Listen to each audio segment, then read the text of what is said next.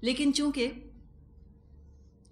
دل کے اندر نور ایمان موجود نہیں، دل منور نہیں، دل روشن نہیں، تو ان کاموں کی بھی کوئی حقیقت نہیں، یہ تو بس مراج کی طرح ہیں، سراب کی طرح۔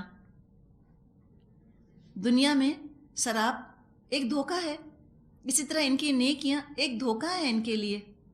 ان کو اطمینان رہتا ہے چلو کچھ نہ کچھ نیکیاں، کچھ نہ کچھ اعمال تو ہم نے جمع کر لیے، لیکن جب قیامت کے دن اللہ کے پاس پہنچیں گے وہ سب چیزیں غائب ہو جائیں گی، کچھ بھی نہ ہوگا وہاں پر۔ It was just their imagination، ان کا خیال تھا کہ ہم نے نیکیاں جمع کر لی ہیں، اس لیے کہ باطل پر انہوں نے عمل کی بنیاد رکھی تھی، حق پر انہوں نے عمل کی بنیاد نہ رکھی۔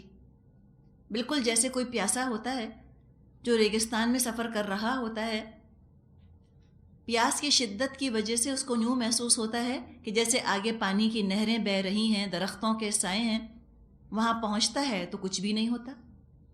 تو یہ بھی سمجھ رہا ہے کہ شاید میرے لیے جنات تجری من تحتها الانہار ہیں، میرے لیے ایسے باغات ہیں اللہ کے ہاں جن کے نیچے نہریں بہتی ہیں، یہ سراب ہے، یہ جنت نہیں ملنے والی اس کو، اس لیے کہ اس نے بھی کھوٹا سکہ دیا اللہ کو، کھوٹا ایمان، جھوٹا ایمان دیا، تو جھوٹی توقعات لے کر بیٹھا رہا، وہ تو سرابی کی طرح تھی۔ اور پیاسا اس طرح جب سراب تک پہنچتا ہے وہاں پانی تو پاتا نہیں، پیاس کی وجہ سے دم توڑ دیتا ہے۔ اسی طرح یہ شخص ہے، یہ بڑی امیدیں لے کر پہنچے گا کہ میں تو بہت بڑے بڑے کام کر کر آیا، جب مخلوق نے میری اتنی تعریف کی تو خالق میری کتنی تعریف کرے گا۔ جب وہاں پہنچے گا لم یجدہ شیئا، کچھ نہیں پائے گا، خالی، اعمال نامے میں کچھ ہے ہی نہیں۔ وَوَجَدَ اللَّهَ عِندَهُ، اللہ کو موجود پائے گا، اللہ کہے گا حساب دو۔ وَوَفَّاهُ حِسَابَهُ، اور اللہ اس کو اس کا حساب چکا کر دے دے گا۔ وَاللَّهُ سَرِيعُ الْحِسَابِ، اللہ تو حساب چکانے میں بہت تیز ہے۔ جب زندگی کا سفر ختم ہوا، موت آ گئی، اللہ کے ہاں پہنچا، پتہ چلا کہ کوئی فائدہ نہیں،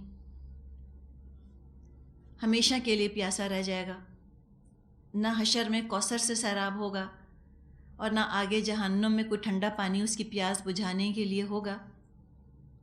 اور یہ دھوکہ اس لیے کھایا کہ دنیا میں اللہ کو دھوکہ دینے کی کوشش کرتا تھا، اوپر سے بنتا تھا مسلم، اندر سے تھا کافر، اور کفر پر ایمان کا لیبل لگانے سے اللہ دھوکہ نہیں کھاتا۔ جب ایمان کا نور ہی نہیں تھا تو دھوکہ تو ہونا ہی تھا۔ ایلیوسو خوشیاں، ڈیلیوٹ کرتے ہیں اپنے آپ کو، سمجھتے ہیں کہ نیک ہیں، ہے کچھ نہیں ان کے پاس پلے، اس لیے کہ حق ان کے پاس نہیں ہے۔ اور جن لوگوں کا ہدف دنیا حاصل کرنا ہوتا ہے وہ ساری زندگی اپنے لیے مختلف ٹارگیٹس سیٹ کرتے رہتے ہیں۔ ان کا کیا ہوتا ہے، وہ نیکیاں ڈیفر کرتے رہتے ہیں، پوسٹ پون کرتے رہتے ہیں، کہتے ہیں اچھا یہ کر لیں پھر آگے اب نیکیاں شروع کر دیں گے، اچھا بس یہ اچیو کر لیں پھر اب نیکیاں شروع کر دیں گے۔ ایک ہدف حاصل کرتے ہیں، وہاں تک پہنچتے ہیں، اب جب نیکی کرنے کا وقت آتا ہے دنیا ایک اور چیلنج ان کے سامنے پیش کر دیتی ہے، نیکی پھر پوسٹ پون ہو جاتی ہے۔ چلو نیکی تو پوسٹ پون ہوئی، لیکن جو اچیومنٹ حاصل کیا وہ بھی ان کو زیادہ خوش نہیں کرتا، سینس آف اچیومنٹ، فلفلمنٹ کا احساس نہیں ہوتا، تشنگی محسوس ہوتی ہے۔ پھر دنیا ایک اور دھوکہ دیتی ہے کہ اچھا اب یہ چیز تم حاصل کر لو، پھر تم بہت خوش ہو جاؤ گے، بڑے پرسکون ہو جاؤ گے، پھر تم کو سینس آف اچیومنٹ ملے گا۔ وہ منزل بھی آتی ہے، وہ بھی گزر جاتی ہے، لیکن بے چینی دور نہیں ہوتی، پھر کچھ اور حاصل کرنا ہوتا ہے۔ تو دنیا ایک کے بعد ایک چیلنج، ایک کے بعد ایک اٹریکشن انسان کے راستے میں لا کے رکھتی رہتی ہے، اور لا علم غافل انسان اس کی طرف لپکتا ہے کہ شاید یہاں پہنچ کر میری خواہشات، میری امیدیں مکمل طور پر سیراب ہو جائیں گی، کمپلیٹ سیٹسفیکشن مجھ کو مل جائے گا، سیٹیٹڈ فیل کروں گا، لیکن ہوتا نہیں۔ بچپن گزرا، پھر جوانی گزری، اس کے بعد ادھیڑ عمر گزری، پھر بڑھاپا آ گیا، فرصت ہی نہ ملی ان سراب سے، ان کانچ کے ٹکڑوں کو جمع کرنے سے، یہاں تک کہ موت آ گئی۔ اور جب موت آ کر کھڑی ہو گئی تو پتہ چلا کہ جو زندگی گزاری وہ تو خواب کی طرح تھی، جو دیکھا خواب تھا، جو سنا افسانہ تھا۔ حقیقت تو یہ ہے، وہ تو سراب تھی، وہ تو ایلیوژن تھا، وہ تو ڈیلیوژن تھا۔ دنیا کی زندگی تو یہ ہے اصل حقیقت، آخرت کی زندگی وہ تو اب شروع ہو رہی ہے۔ تو یہاں پر ایک تمثیل بیان کی گئی جس میں کہ پانی کی قلت، پانی ہے ہی نہیں لیکن نظر آیا پانی، یعنی کچھ نہ کچھ جھوٹ موٹ کی، دکھاوے کی کچھ نہ کچھ نیکیاں تو تھیں۔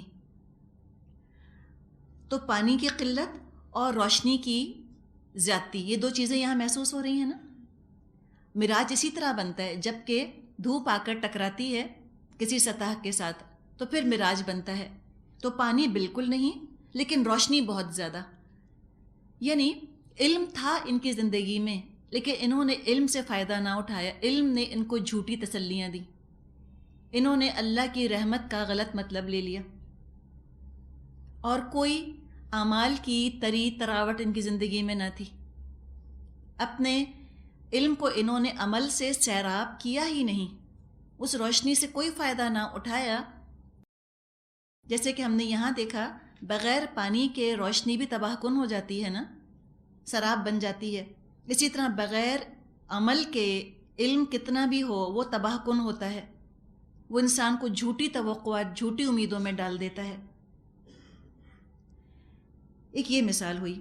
اب دوسری جو تمثیل بیان کی جا رہی ہے اس میں ہم دیکھیں گے کہ روشنی بھی بالکل نہیں لیکن پانی بہت، پانی کی کثرت ہے، دریا کا ذکر ہے وہاں پر، اور روشنی بالکل نہیں۔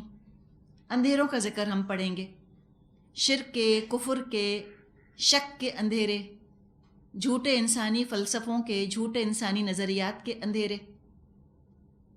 جتنا نور سے دور ہوتا ہے انسان اتنے اندھیرے گہرے ہو جاتے ہیں، اور اپنے حواسوں پر بھروسہ کر کے لوگ وحی کا انکار کر دیتے ہیں۔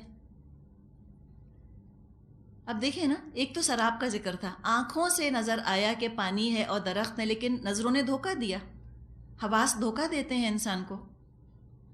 اور یہاں پر دوسری مثال جو ہم پڑھ رہے ہیں اس میں آئے گا کہ اگر وہ اپنا ہاتھ بھی نکالے تو اس کو ہاتھ نظر نہ آئے، ایسا گھوپ اندھیرا بھی ہوتا ہے بعض دفعہ کہ لٹرلی اپنا ہاتھ نظر نہیں آ رہا ہوتا انسان کو۔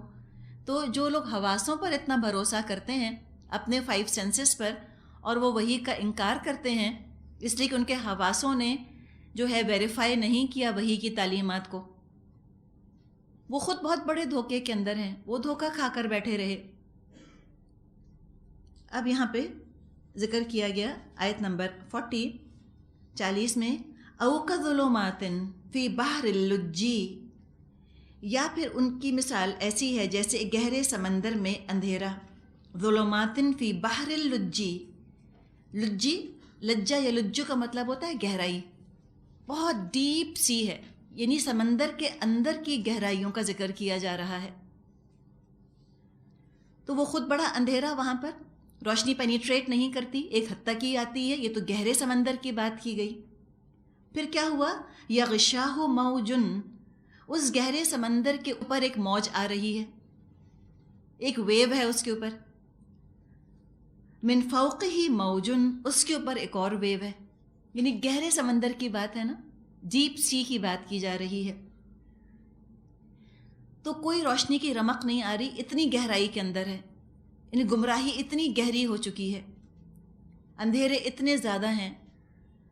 اور پھر کیا ہے، من فوقہ سحاب، آسمان پر بھی بادل چھائے ہوئے ہیں، کوئی تارے کی، کسی چاند کی کوئی روشنی کی کرن بھی نہیں جو ان کی زندگی میں آ سکے۔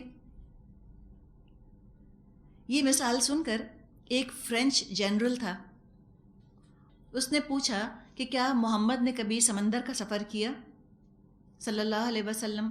لوگوں نے کہا نہیں، انہوں نے کبھی سمندر کا سفر نہ کیا۔ تو اس نے کہا کہ یہ مثال کوئی انسان نہیں دے سکتا جب تک اس نے وہ تاریکی دیکھی نہ ہو جو سمندر میں ہوتی ہے، اور اس مثال کو پڑھ کر وہ مسلمان ہوا کہ یہ کیسی مثال ہے جو بیان کی گئی ہے، کوئی انسان اس کو بیان کر نہیں سکتا۔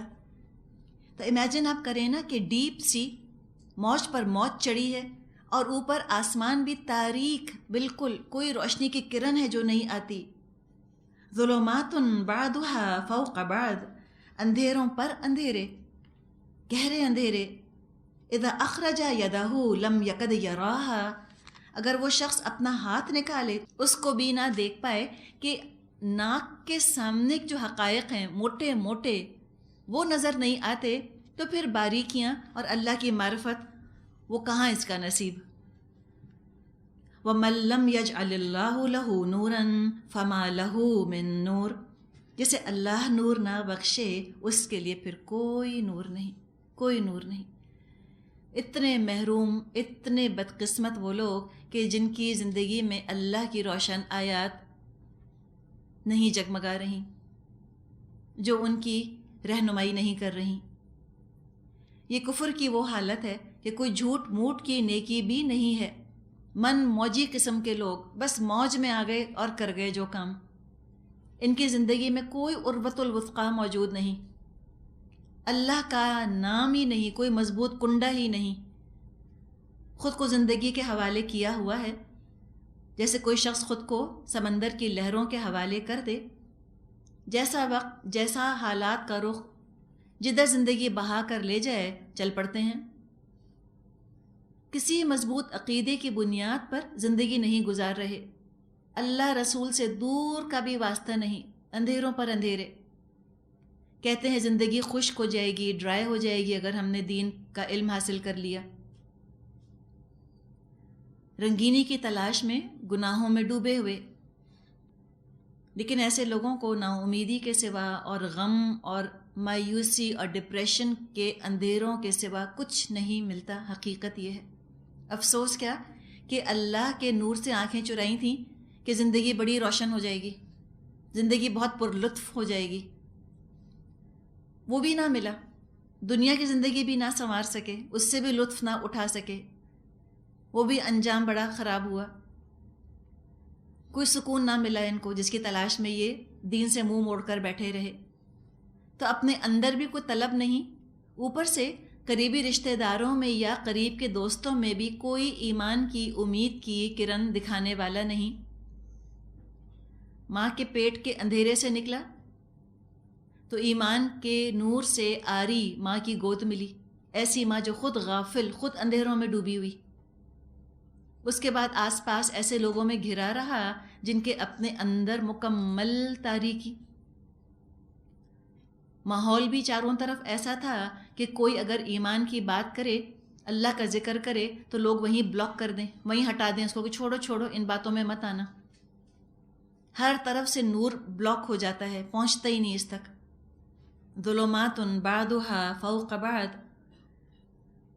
اپنی آنکھوں کے سامنے حقائق ہیں وہ بھی نظر نہیں آتے اس کو. اور موت اور آخرت تو پھر بہت دور کی چیز ہے. کمپاؤنڈ اگنورنس کے اندر مکمل جہالت، اندر بھی کوئی اللہ کی معرفت کا چراغ اس کا روشن نہیں، اس کو بھی بدعمالیوں نے گل کر کے رکھ دیا. اندھیروں ہی میں غوطے کھاتا رہا زندگی میں اور صحیح غلط کی تمیز نہ کر سکا. اب موت کے بعد قبر میں تاریکی ہی تاریکی ہوگی، پل صراط پر بھی اندھیرے ہی اندھیرے ملیں گے، اور جہنم تو ہے ہی تاریک. تو جو اللہ کے نازل کیے ہوئے نور سے دور رہے، اس کو ریجیکٹ کرے، قبول کرنے سے انکار کر دے، اس کے لیے کوئی روشنی نہیں دنیا میں، کوئی اس کو ہدایت دینے والا نہیں. ہم سمجھتے ہیں جو دین سے جتنا دور ہے وہ اتنا ہی لبریٹڈ ہے، روشن خیال ہے. نہیں، وہی بیچارہ اندھیروں میں ڈوبا ہوا ہے، جہالت میں ڈوبا ہوا ہے، اور اتنا جاہل کہ اس کو یہ خیال بھی نہیں آتا کہ میں جہالت میں ہوں. Compound ignorance. نہ اچھی صحبت ملی، نہ اچھا ماحول، نہ اچھا معاشرہ، اور نہ نور فطرت کی کوئی کرن زندگی میں روشن ہے. تو اللہ جس کے لیے نور نہ بنائے اس کے لیے تو کوئی نور ہی نہیں. اللہ تعالیٰ ایسی غفلت سے اور ایسی جہالت سے ہم سب کو محفوظ رکھے. سبحانک اللہم و بحمدک، نشہد ان لا الہ الا انت، نستغفرک و نتوب الیک. السلام علیکم ورحمۃ اللہ وبرکاتہ. نحمدہ ونصلی علی رسولہ الکریم. اما بعد فأعوذ باللہ من الشیطان الرجیم بسم اللہ الرحمن الرحیم رب اشرح لی صدری ویسر لی امری واحلل عقدۃ من لسانی یفقہوا قولی اللہم ارنا الحق حقا وارزقنا اتباعہ وارنا الباطل باطلا وارزقنا اجتنابہ آمین یا رب العالمین۔ سورۃ النور آیت 41-42۔ الم تر ان اللہ یسبح له من فی السماوات والارض والطیر صافات کل قد علم صلاته وتسبیحہ واللہ علیم بما یفعلون۔ کیا تم دیکھتے نہیں اللہ کی تسبیح کر رہے ہیں وہ سب جو آسمانوں اور زمین میں ہیں، اور وہ پرندے جو پر پھیلائے اڑ رہے ہیں، ہر ایک اپنی نماز اور تسبیح کا طریقہ جانتا ہے۔ یہ سب جو کچھ کرتے ہیں اللہ اس سے باخبر رہتا ہے۔ وَلِلَّهِ مُلْكُ السَّمَاوَاتِ وَالْأَرْضِ وَإِلَى اللَّهِ الْمَصِيرُ۔ جو کچھ آسمانوں اور زمین میں سب اللہ کا ہے، اسی کی طرف پلٹنا ہے۔ تو یہاں پر اللہ کی عبادت کا ذکر کیا جا رہا ہے۔ اللہ تو ہے ہی تعریف کے قابل، ہر عیب سے پاک، ہر کمزوری سے پاک، اور جو خود ہر عیب سے، ہر کمزوری سے پاک ہے، جو خود اتنا قابل تعریف ہے، جو نظام دے، جو حکم دے، وہ بھی سب کے سب عیب سے پاک اور قابل تعریف۔ تو انسان جانوروں کو بھی اللہ نے جو نظام دیا ہے اس پر بھی وہ اللہ کی حمد اور اس کی تسبیح کرتے ہیں، اللہ کی ثنا کرتے ہیں، اللہ کا شکر ادا کرتے ہیں، اس کی تعریف کرتے ہیں۔ انسانوں کو بھی اللہ تعالیٰ اپنی شریعت کے ذریعے سے جو بھی احکامات، جو بھی نظام دے دے، انسانوں کو چاہیے جھک کر اس کو لے لیں، اللہ کا شکر ادا کر کے ان کو لے لیں، اپنا ہی بھلا سمجھ کے، اپنی بہتری سمجھ کے اس کو قبول کر لیں۔ اللہ کے احکامات سے ٹکرانا یا ان کو ریجیکٹ کر کے رد کر دینا یا ان سے لڑنا چھوڑ دیں، یہ انسان کو زیب نہیں دیتا کہ وہ رب کے بنائے ہوئے احکامات میں کیڑے نکالے یا عیب نکالے۔ اور کائنات کی طرف ہماری توجہ دلائی گئی کہ دیکھو پرندے بھی تو اللہ کی تسبیح کرتے ہیں، اور جو کچھ آسمانوں میں اور زمین میں ہے وہ بھی سب اللہ کی تسبیح، اس کی تعریف کرتے ہیں۔ سورہ بنی اسرائیل میں بھی ہم نے ایسا مضمون پڑھا تھا، آیت 44-44 میں، وَإِن مِّن شَيْءٍ إِلَّا يُسَبِّحُ بِحَمْدِهِ وَلَكِن لَّا تَفْقَهُونَ تَسْبِيحَهُمْ إِنَّهُ كَانَ حَلِيمًا غَفُورًا۔ کوئی شے ایسی نہیں جو اس کی حمد کے ساتھ اس کی تسبیح نہ کر رہی ہو، مگر تم ان کی تسبیح سمجھتے نہیں۔ ابھی تسبیح کیسے کر رہی ہے ہر چیز؟ ایک تو تسبیح ہے حالی، اپنے حال سے تسبیح کر رہی ہے، جیسے کہ تصویر مصور کی مہارت اپنے وجود سے بیان کرتی ہے کہ دیکھو میرا بنانے والا کتنا ایکسپرٹ ہے۔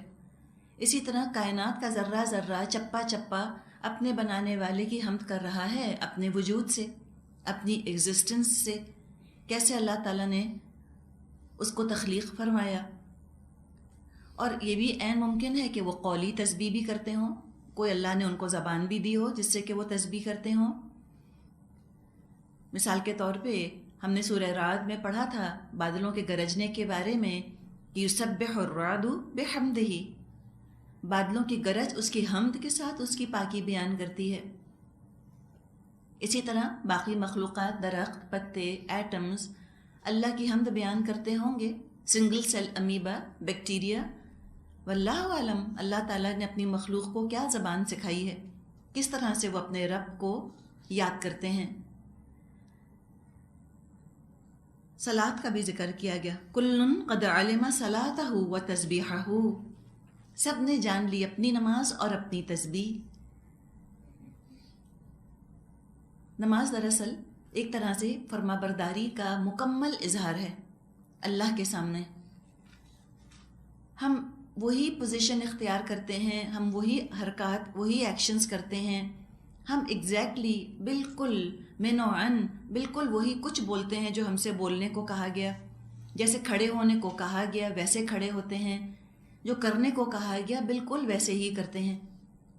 ایک چیز بھی اپنی مرضی سے گھٹاتے بڑھاتے نہیں. جب نماز پڑھ رہے ہوتے ہیں تو نماز میں فرما برداری کا، عبودیت کا رنگ بڑا ہی گاڑھا، بہت ہی گہرا ہوتا ہے. جو نماز میں مومن کی کیفیت اور حالت ہوتی ہے، یہی حالت دراصل نماز کے بعد بھی مطلوب ہے. یہی رنگ نماز کا باقی زندگی میں بھی پھیلنا چاہیے.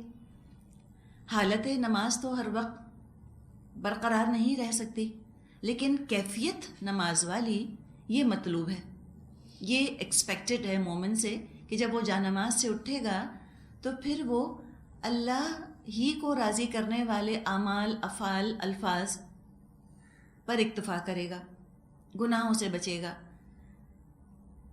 تو جو بندہ مومن کی کیفیت ہوتی ہے زندگی میں، وہی حال کائنات کی ہر چیز کا ہے. ہر حال میں، ہر وقت، ہمہ وقت اپنے رب کی فرما بردار رہتی ہے. نماز میں مومن بھی صفیں بناتے ہیں. یہاں پرندوں کی صفوں کا ذکر ہے. آپ نے دیکھا ہوگا اکثر پرندے جب اڑتے ہیں اکٹھے ایک خاص فارمیشن میں اڑتے ہیں، اور ان کی فارمیشن کے اندر بھی بڑی بڑی حکمتیں ہیں. کبھی اگر آپ اس کے بارے میں پڑھیں تو آپ حیران ہوں کہ یہ کوئی رینڈم ان کی فارمیشن نہیں ہے کہ کوئی بھی ایک آگے چلا گیا اور کوئی بھی اس کے پیچھے اڑنے لگ گئے. نہیں، جو پرندہ آگے اڑ رہا ہوتا ہے کسی خاص وجہ سے، جو اس کے پیچھے ہوتے ہیں وہ کوئی خاص وجہ ہوتی ہے. تو انسان صفیں بناتے ہیں، پرندے بھی تو صفیں بناتے ہیں. انسان ہجرت کرتے ہیں تو پرندے بھی تو مائیگریٹ کرتے ہیں، اور اڑتے بھی ہیں جب وہ تو بہت نظم کے ساتھ، بہت ڈسپلن کے ساتھ. اور یہی صفت دراصل نماز کے ذریعے سے مسلمانوں کے اندر پیدا کرنے کی کوشش کی گئی ہے. یہی کوالٹی انکلکیٹ کرنے کی کوشش کی گئی ہے کہ انسان اپنی زندگی کا سفر منظم طریقے سے کرے. Number 1 discipline. دوسرے یہ کہ جیسے پرندے فارمیشن میں رہتے ہیں، اسی طرح انسان بھی آپس میں مل جل کر رہیں. پرندوں میں بھی آگے ایک امام ضرور ہوتا ہے، ایک لیڈر، اور باقی اس کے پیچھے ہوتے ہیں. تو یہ ہم کو بھی سکھایا گیا کہ ایک لیڈر کی اطاعت کرو. آپ یہ دیکھیے کہ اسلام نے اطاعت پر بہت زور دیا ہے. اسلام اس بات کو پسند نہیں کرتا کہ ایک ٹیم کے اندر ہوتے ہوئے ہر شخص اپنی اپنی مرضی کرتا رہے. تو پھر وہ ٹیم ورک کیا ہوا؟ اوبیڈینس بہت اچھی چیز ہے. اوبیڈینس بدنام اس لیے ہو گئی، اطاعت بدنام اس لیے ہو گئی کہ لوگوں نے اس کو ذاتی کے طور پہ استعمال کرنا شروع کر دیا. لوگوں کو سپریس کرنے کے لیے، ان کے حقوق چھیننے کے لیے، آزادی رائے کا اظہار کرنے سے جب لوگوں کو روک دیا تو اطاعت بدنام ہوئی. انیشیٹو کے خلاف نہیں ہے اسلام کہ آپ خود کوئی انیشیٹو نہیں لے سکتے، آپ خود کوئی سجیشن نہیں دے سکتے، مشورہ نہیں دے سکتے. اسلام اس کے خلاف نہیں ہے، لیکن اس کو بھی کنٹرول حد تک، ایک دائرے کے اندر. ہر شخص انیشیٹو لینے کے قابل نہیں ہوتا. جس کو جو خیال آ جائے وہ سمجھتا ہے کہ بہترین مجھے خیال آیا، اس سے اچھا خیال اور کیا ہو سکتا ہے. اب ہر ایک اپنی طرف سے انیشیٹو لینا اگر شروع کر دے تو پھر آپ سوچیں کہ معاملہ تو بگڑے گا، سنورے گا نہیں. اسلام نے ہم کو اطاعت کا طریقہ بتایا، اور اگر کسی کو انیشیٹو لینا ہے، کوئی اطاعت سے ہٹ کر کوئی کام کرنا چاہتا ہے جس میں کہ ایک ٹیم کی بہتری ہو، تو پھر اسلام نے طریقہ رکھا ہے امرہم شورا بینہم. ان کا معاملہ آپس کے مشورے سے ہوتا ہے. اپنے کام پر، اپنے خیال، اپنے آئیڈیے پر عمل کرنے سے پہلے وہ مشورہ ضرور کر لے، شورا کر لے، اور اس کے بعد اس کو امپلیمنٹ کیا جا سکتا ہے، اس پہ عمل کیا جا سکتا ہے. لیکن بہت زیادہ اپنی مرضی کرنا یہ اسلام کا مزاج نہیں. اور ان تمام چیزوں کی پریکٹس جس کی کہ ہم بات کر رہے ہیں، اجتماعیت ہو، نظم و ضبط ہو، اطاعت ہو، ان سب کی پریکٹس، ان سب کی مشق باجماعت نماز کے ذریعے سے کروائی جاتی ہے. صفیں سیدھی کرنے پر کس قدر زور ہے اسلام میں. بخاری اور مسلم میں نبی اکرم صلی اللہ علیہ وسلم نے فرمایا سووا صفوفکم فإن تسویۃ الصفوف من اقامت الصلاۃ، اپنی صفوں کو سیدھا کرو کیونکہ صفوں کی درستگی نماز کی تکمیل کا حصہ ہے۔ تو اجتماعیت کے ساتھ، نظم و ضبط کے ساتھ، اطاعت کے ساتھ جب کام کیا جاتا ہے تو کام زیادہ مؤثر ہوتا ہے، زیادہ افیکٹو ہوتا ہے، اس میں خوبصورتی آتی ہے، بہتری آتی ہے۔ اب ایک اور اجتماعیت کی شکل، بہت ہی خوبصورت، بڑی حسین، بڑی بابرکت شکل، اس کا ذکر کیا جا رہا ہے۔ یعنی جو پرندوں کی اجتماعیت کا ذکر کیا، اس سے مجھ کو اور آپ کو تو کوئی خاص فائدہ نہیں نا، بس ہم تو جب پرندوں کو اس طرح اڑتے ہوئے دیکھتے ہیں فارمیشن میں تو لگتے بہت خوبصورت ہیں۔ کتنی ہی پینٹنگز کی یہ تھیم ہوتی ہے کہ وہ اس طرح سے پرندوں کو اڑتا ہوا دکھاتے ہیں۔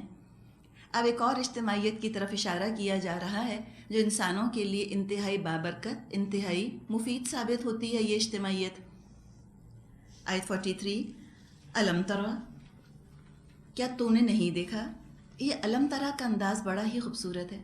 یہ دیکھنے سے مطلب کیا تم نے غور نہیں کیا؟ کیا تم نے کنٹمپلیٹ نہیں کیا، تدبر نہیں کیا؟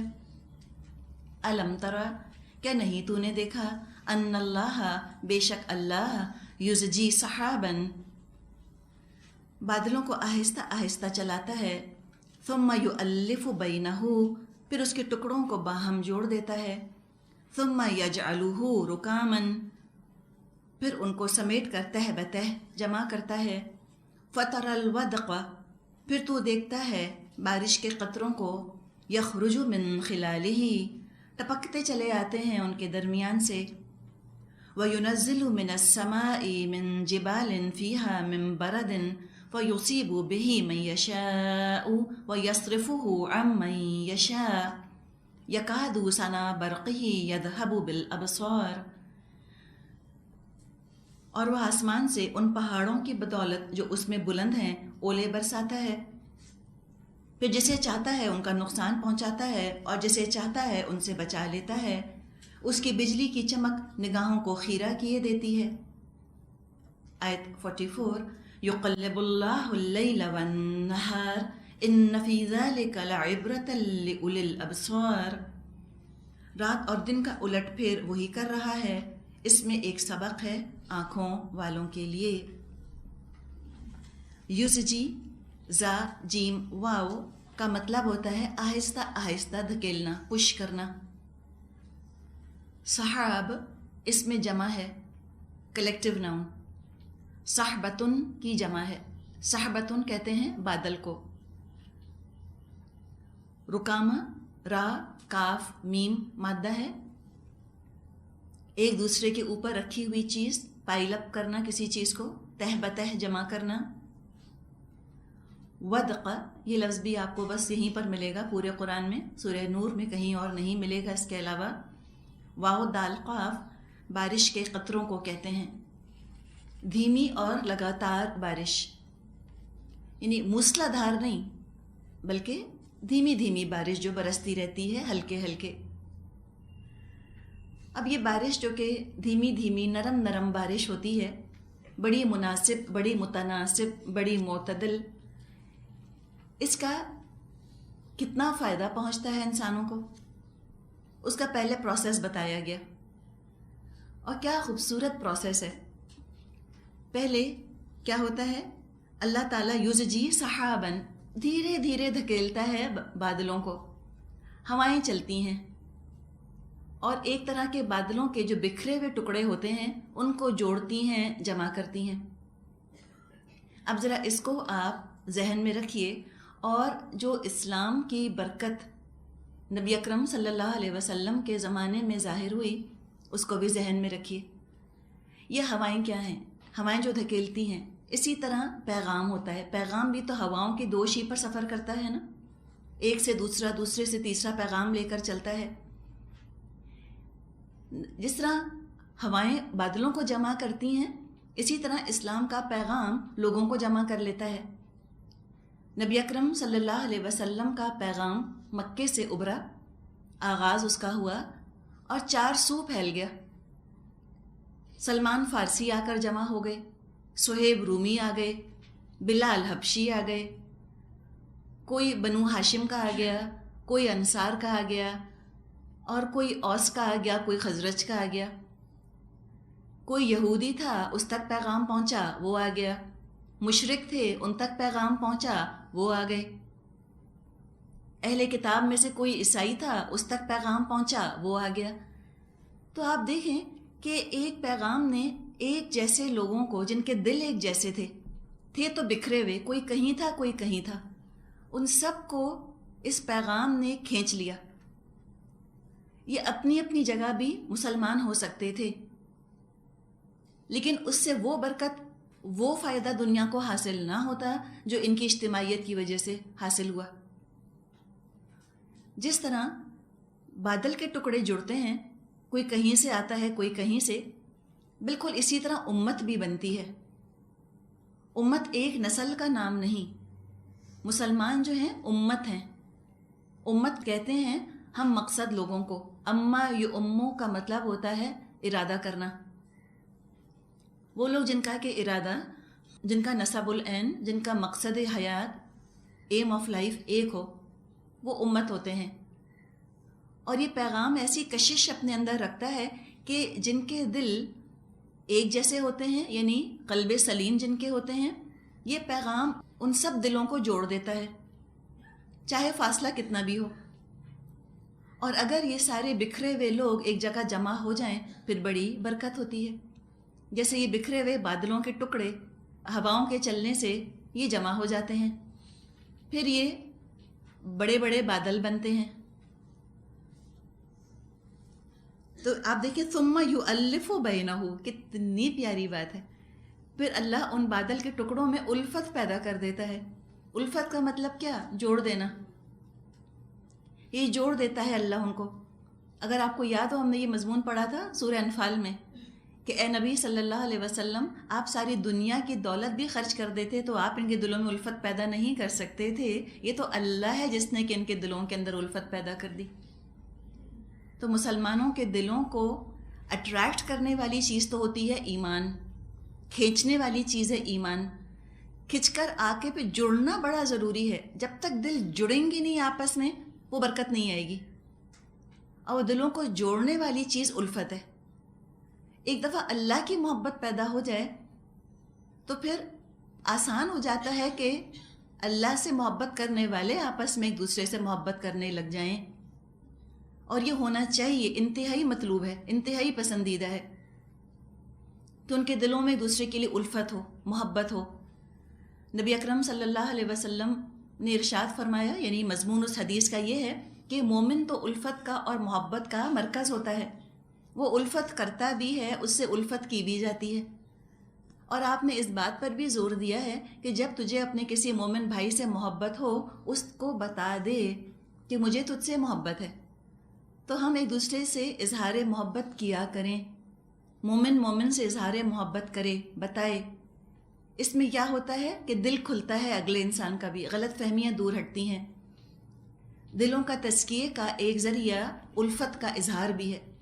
بڑی چیز ہے محبت کا اظہار دلوں کو پاک کرنے کے لیے۔ کوئی بغض ہے، کوئی بغی ہے، کوئی کسی کے خلاف کوئی اناد دل کے اندر رکھا ہے ہم نے، اور وہی شخص ہم سے آ کر کہ مجھے آپ سے بہت محبت ہے، آپ دیکھیں ایک دم اپنے بغض پر شرمندگی پیدا ہوگی اور افسوس ہوگا کہ میں نے خامخواہ اس کے بارے میں اتنا برا گمان کیا۔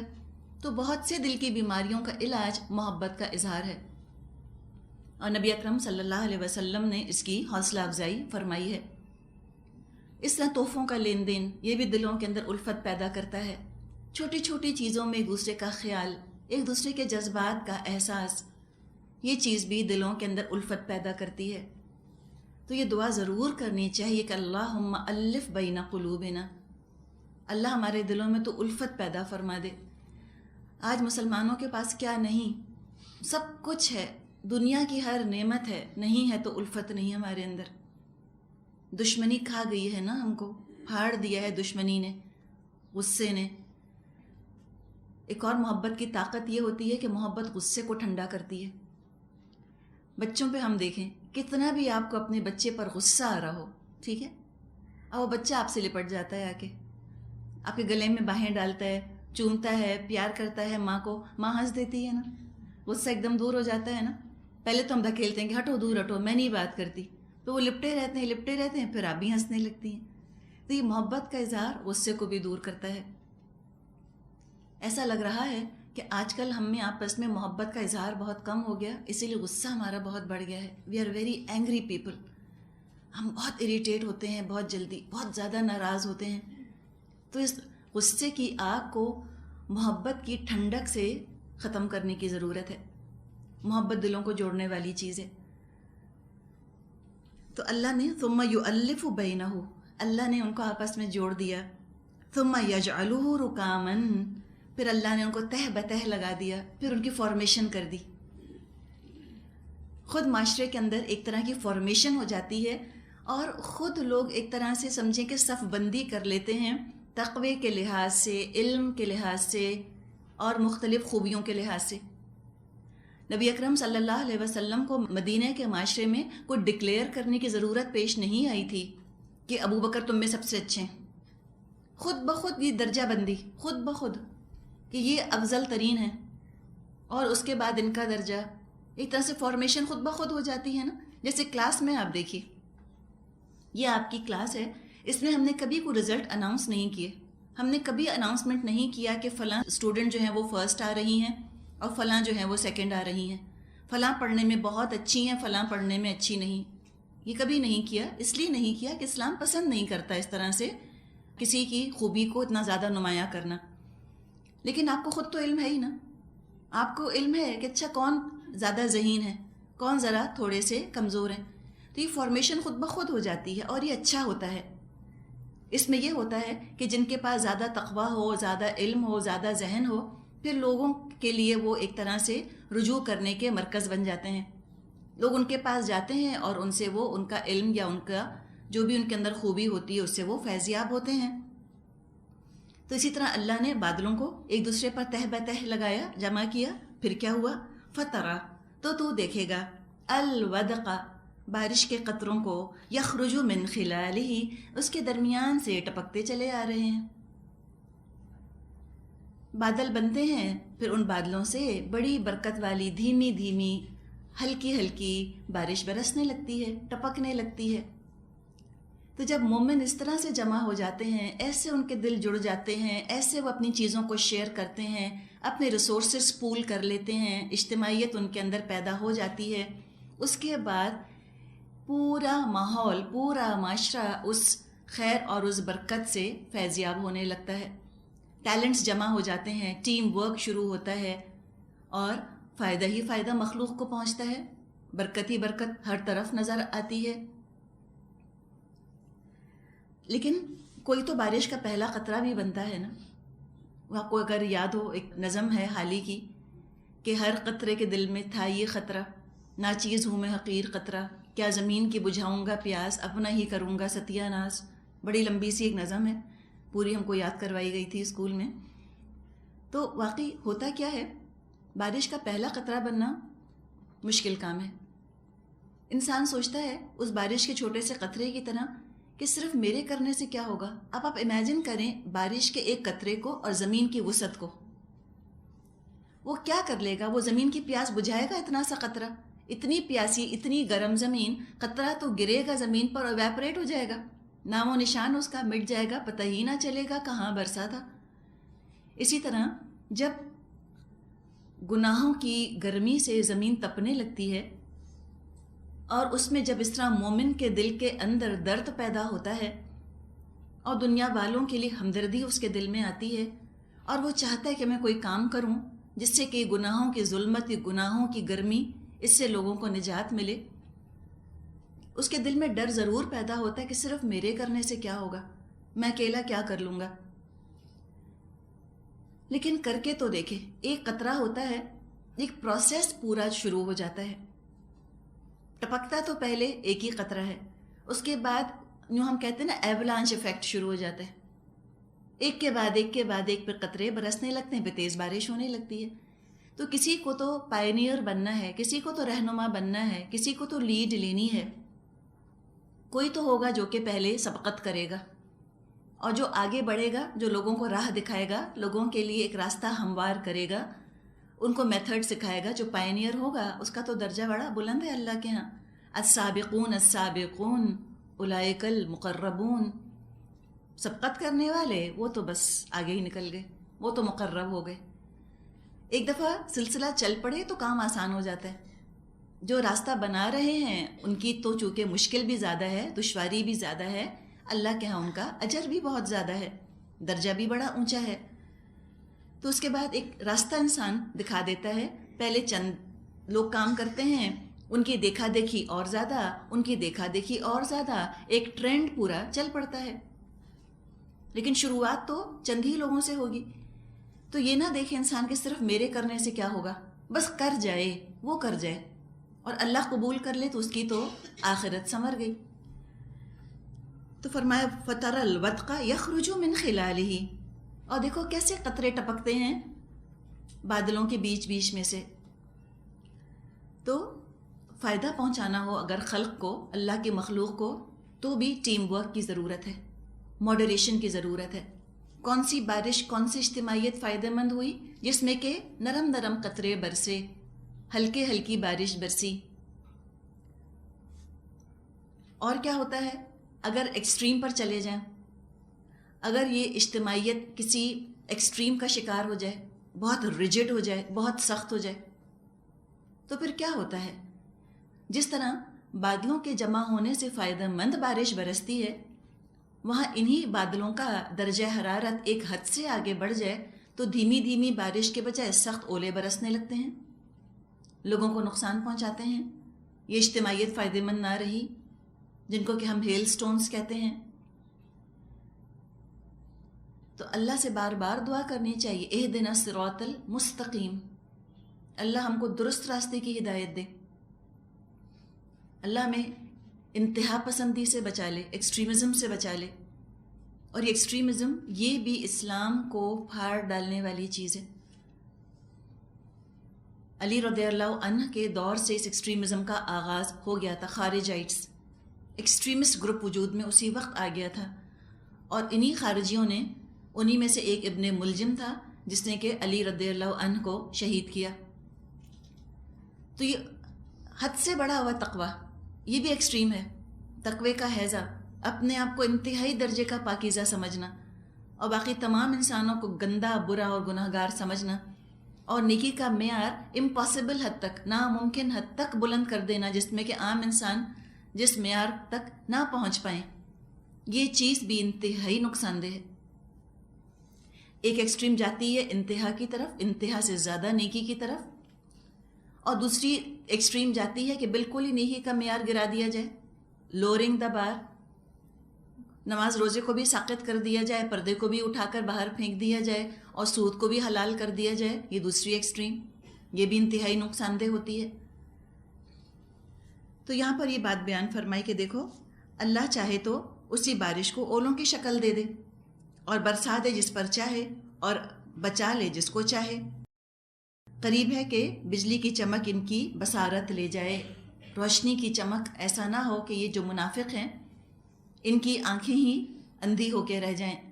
اگر آپ کو یاد ہو سورہ بقرہ میں شروع میں ہم نے ایک مثال ایسی پڑھی تھی کہ ایک شخص ہے جو کہ آگ روشن کرتا ہے اور کچھ لوگوں کی بصارت چلی گئی، سمم بکمن ہو گئے. اور کچھ لوگوں کے بارے میں فرمایا تھا کہ ابھی اللہ نے ان کو مہلت دی ہوئی ہے. یکاد البرق، قریب ہے کہ بجلی کی چمک ان کی بصارت اچک لے. تو یہ مثال ہے منافقوں کے لیے کہ اللہ تعالیٰ نے یہ جو نور اپنا پھیلایا ہے، یہ نور ان کو اتنا ناگوار لگ رہا ہے منافقوں کو، بجائے اس کے کہ اپنا راستہ یہ اللہ کے نور میں، اللہ کی پرنور آیات کی روشنی میں اپنا یہ سیدھا راستہ تلاش کریں. یہ تو الٹا نقصان اٹھا رہے ہیں، زیادتی پر اتر آئے ہیں. اور فرمایا کہ اللہ رات اور دن کو الٹتا پلٹتا ہے، اس میں عبرت ہے آنکھوں والوں کے لیے. یعنی کہ یہ دور اوپر نیچے کے تو آتے ہی رہتے ہیں، عروج اور زوال آتا ہی رہتا ہے. مسلمان بھی پھر اس طرح نہ رہے، اس حالت، اس کیفیت میں نہ رہے جس میں کہ تھے نبی اکرم صلی اللہ علیہ وسلم کے زمانے میں. پھر ان کا زوال آیا، رات آ گئی، تاریکی ہم پر چھا گئی، ہم گناہوں میں ڈوب گئے. لیکن کوئی بات نہیں، اگر اجتماعیت ہم نے پیدا کر لی اپنے اندر، اس کی کوششیں کر لیں، ہم میں سے ہر ایک بارش کا پہلا قطرہ بننے کی کوشش کرے